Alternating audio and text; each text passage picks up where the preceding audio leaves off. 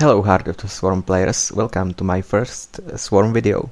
I've been inactive for quite some time, but recently I've been laddering a bit and I decided to make one YouTube video. So the map is Daybreak, my opponent is a Zerg player, he's the coach in the training house in Warsaw and he's quite experienced. He is playing more than 30 games a day, every day. So I think he is a better player than me right now. I remember in Wings of Liberty I was beating him all the time, but right now the situation has changed. He's the grandmaster and I'm only high master. So I was a little bit scared. I knew he will be a tough opponent. So as you can see, I'm going for Forge expansion, which is the standard opening even in Heart of the Swarm, and then I will be transferring in some harass and 2 base push because I wasn't confident to play a long macro game in Heart of the Swarm because I don't have enough experience to face such a player. So 9 Scout is perfectly natural. I saw his spawning pool is a little bit earlier than in 2-minute mark, so I think it would be safer to make a forge before Nexus, but it was only a few seconds and the map is big, so I think I'm gonna risk it and make Nexus first. But still in other maps, in Wings of Liberty I would start with a forge, but in Heart of the Swarm it's not so usual to harass with early links because the maps are bigger and so on. So as you can see, my first mistake, I fought the drone, I lost the shields, and then I should have placed the pylon in his natural and run to his turret. Meanwhile I would regenerate my shields and I could fight the drone again, but I misclicked. I have sent back my probe too early and I wasn't able to block his natural, so he has his expansion in standard time. So you know, it's no big deal. I think I'm gonna hide the probe somewhere and check later for his turret. Meanwhile there was a Nexus first, as I was saying, and then gateway, then a pylon. Few probes are in the process in the Nexus, and right now I'm taking my 2 guesses. This is perfectly standard, but as you can see, I'm taking one guesses on my natural. Right now he proved his early pool to be useful, and there was a huge run by 5 links in my base, and this is usually a situation where you can easily lose the game, but I decided to fight back, and I was feeling confident with my micro with probes, and this is gonna be very hard to defend 5 links without losing any probes. But as you can see, I'm losing some mining time, but no probes lost so far, and so this is really intense. As you can see, I have to back the probe that is being targeted almost before it is targeted, so I have to think like the Zerg, and I have to know which probe he's gonna attack. I have to know my weak spots, and I have to pull back the targeted probe immediately, because if you hesitate for a second, the probe is lost. So the Zealot is very useful. The Zealot can't obviously catch the Zerglings, but I don't have to pull my probes again, and I won't lose any mining time anymore because the Zealot keeps the Zergling in movement. He has to micro the Zerglings all the time, and as you can see, I lost only 1 probe to a run by of 5 links. So this is very unusual because 5 links in Mineral Lime can lose the game for you. Right now I'm making a Stalker, Maybe you wonder why I haven't made a mothership core to kill the Zerglings, but mothership core is slow, and it's not only that it delays you the probe production, but it also delays you the tech, because it costs 100 gas, and usually you need your gas to tech to make Stargate, Twilight Council, or whatever. So I prefer Stalker, and I prefer to delay my mothership core after I'm fully saturated. So I'm going to make a 4-gate. This is obviously not an all-inish 4-gate, but only a harass 4-gate, and it is delayed because the loss of the mining time and so on. Usually, if you go for a 4-gate after Forge expansion, your first warp in should be at 8 minutes at the latest, and you can see it's already 8:15 and mine gateways are not done yet. So I'm delayed, but he is maybe also a little bit delayed because he has to made a few more links, because he lost his 6 links. In meantime, I'm taking up to DT Shrine, which is an old build from Wings of Liberty, but the Dark Shrine is a little bit cheaper in Heart of the Swarm, so it is maybe even more useful.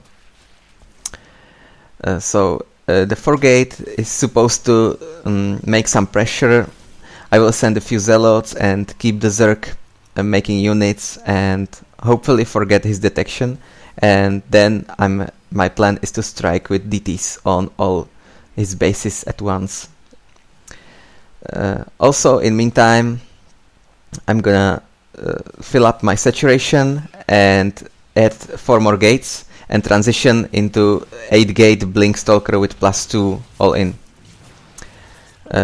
As you can see, my Zerg opponent wanted to take with 2 possibly Hydras or Mutalisks without Roach Warren, so it's a little bit hard for him to defend a 4-gate pressure with only links, because the Zealots with +1 are very much effective against links. Meanwhile, he's at least putting up some spine crawlers. He had the detection ready for my DTs. It shows that he has the required experience, but he just hasn't enough units, and I was able to target the Spore. So right now it's really good for me, but as you can see, 8 Hydras in production. So I killed a few links, I killed a few drones, but not so many. You can see that he's still ahead in the drone count, but the damage was pretty good, and right now it's DT time. He's still up to 20 supply, so even though I was winning pretty hard in that battle, it's still a good game for him, because he has a good tech against mine. The Blink Stalkers and Gateway units are really not effective against Link Hydra. Meanwhile, I'm targeting his 3rd base with my DTs, and I was able to snipe it before he morphed an Overseer. So I think it was a little bit better choice than send each DT to 1 base, because he was already aware of the fact that I was going DTs. So, you know, it wasn't like I was gonna surprise him. I just targeted the hatchery because I knew I killed the Spore. So right now it's a good game for me. He was the economy was equal, but he was 1 base ahead and he had a tech advantage. But since I killed the 3rd base, I think I'm a little bit ahead, even though my supply is lower. But in meantime, I don't need to go 2 base all in, because I already killed his 3rd base, and there is no need for me to all in him.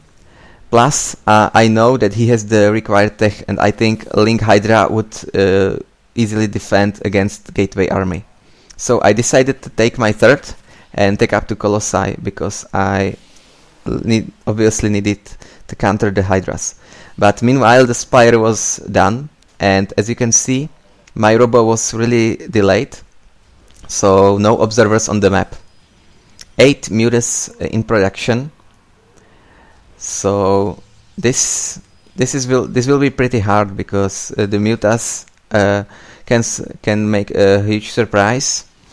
And also, I'm not gonna make a high count of Stalkers, because Stalkers are useful against Link Hydra. It's way better to make Charge Lots and Archons. And you can see I'm doing just that. Researching Charge, making an attack upgrade, taking to Colossi, but right now I spotted the Mutalisks, so I need to pull back with some anti-air units and hopefully use the Photon Overcharge, save some probes and so on. So the Stalkers are here, but there's only 4 Stalkers. I'm using Photon Overcharge on my expansion, and I'm morphing some Blink Stalkers and using my Blink Micro to save them. And I was able to defend the initial push, which was the crucial one. As you can see, he's only 20 supply ahead and 10 workers ahead, but right now I have the required count of the Blink Stalkers, and I have also Charge Lots against Hydras, so right now I have the ideal tech against him. And because my units are really fast and I can blink, and the Hydras had no speed upgrade, I was able to kill them almost for free. So right now this is perfect situation for me. If he played defensive and only harassed with the Mutas, he may had the chance to transition into late game, but he was too confident. He wanted to attack on both fronts at the same time, Mutas in the main and Hydras on the third base, and he lost all his Hydras almost for free, and now he knew this is the end of the game. So we can see his drone count wasn't exactly perfect, but it was enough for transition into late game, but he just lost all his Hydra and he needed the Roach Warren against Charge Lots. So I think the 4-gate pressure was really unexpected for him, and I think also the most important part of this game was his Link run by and my ability to defend it with minimal losses. We can watch it again from maybe his point of view. So let's check out what he is doing. So his Link run by is successful, and right now how to harass probes with your links. Usually you can't fight the probes in attack move, because there are way too many probes to kill them all, and you would just lose your links.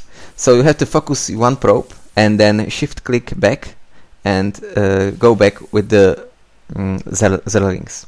Also this move right now is useful, because I have had to pull like 10 probes and I was losing mining time of 10 probes, which is a lot. But as you can see, I'm watching his links and I'm thinking like him, similar, and I'm pulling back the hurted probe really quickly, and this is the key thing to defend against this harassment. Let's check out our mining situation, and maybe his macro isn't perfect, but I think it's okay.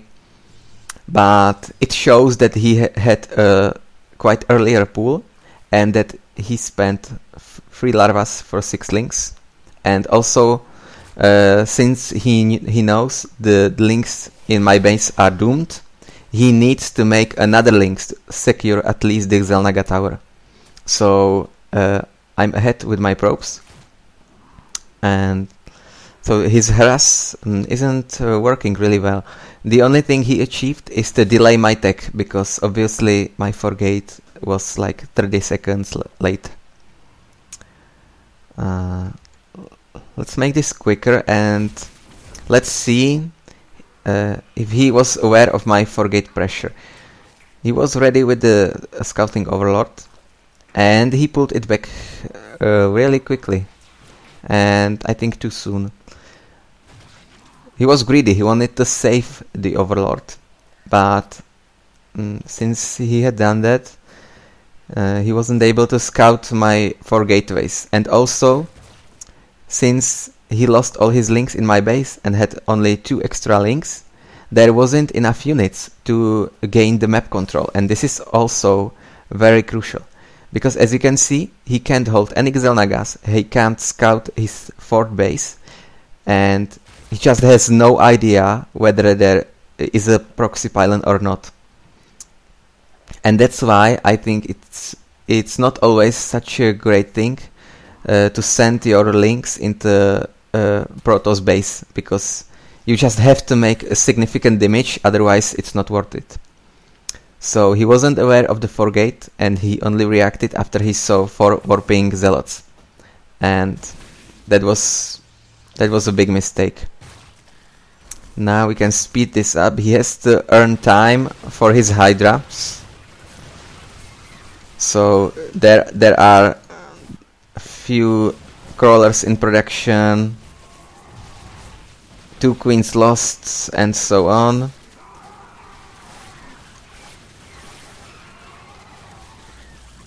Only Hydras were able to defend, but I targeted the 3rd base and I saved all the Dark Templars. What if I had sent my Dark Templars into his main and 2nd? As we can see, there is no Spore Crawler and there's only 1 Overseer. So maybe I should have tried to send at least 1 DT in his main. It would be worth it, but I wasn't aware of that, and since I already saw Spore in his 3rd, I predicted that he is ready, but he wasn't that much ready. Well, the Muta transition was really good. I think Hydras into Mutas are really one of the best transition in ZVP. But maybe on one hand I chose a bet all in. I wanted to go 8 gate Blink Stalkers, but since I decided to play defensive, at least what I had was the Blink. I already had a few Blink Stalkers ready, so the Muta transition wasn't such a perfect decision after all. It was like okay decision, but you know, it wasn't like the best surprise ever. And right now, since I drived out his Mutalisks from my main base, and I'm gonna kill for free this army that he's supposed to send on my turret, it would be basically GG after that. Archons are doing really nice damage to basically every weak unit of the Resurrect, which is everything except Roach. So right now there's no chance for him to win the game. Yeah. So thanks for watching, and maybe see you in a few weeks or months. We'll see. Bye.